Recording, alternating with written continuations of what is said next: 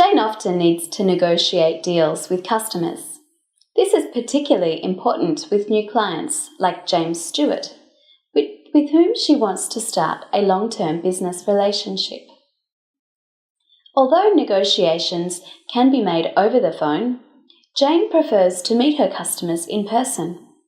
So her first task is always to find an appointment that suits both herself and her client. She usually calls her client and asks the following: "I'd like to find an appointment that works for both of us. Perhaps we meet in a week to reach an agreement.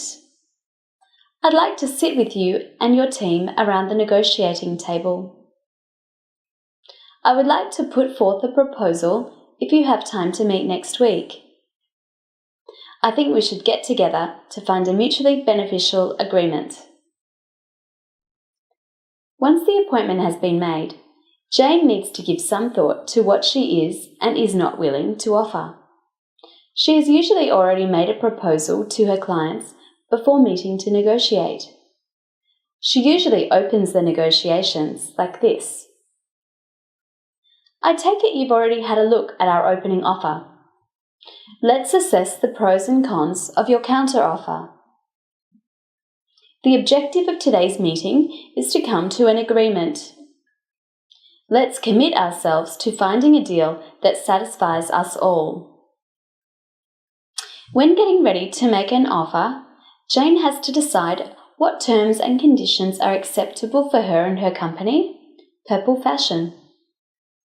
Both Jane and her client are looking for the best possible deal. Negotiations involve compromise. In order to find the best compromise, Jane and her clients may say, "I'd like to propose a 5% discount on all orders placed in the first month.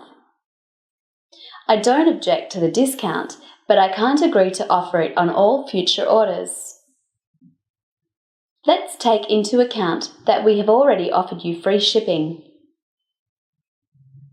I think something along the lines of James's proposal would be fair. If I understand correctly, you're asking for an extended credit line.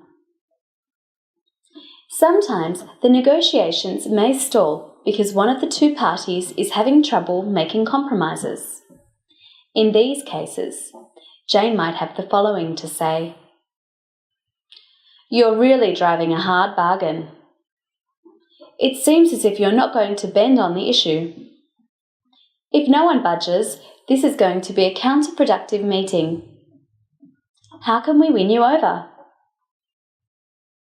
It would be great if we could reach an amicable agreement. Perhaps we could tentatively agree to order 500 units.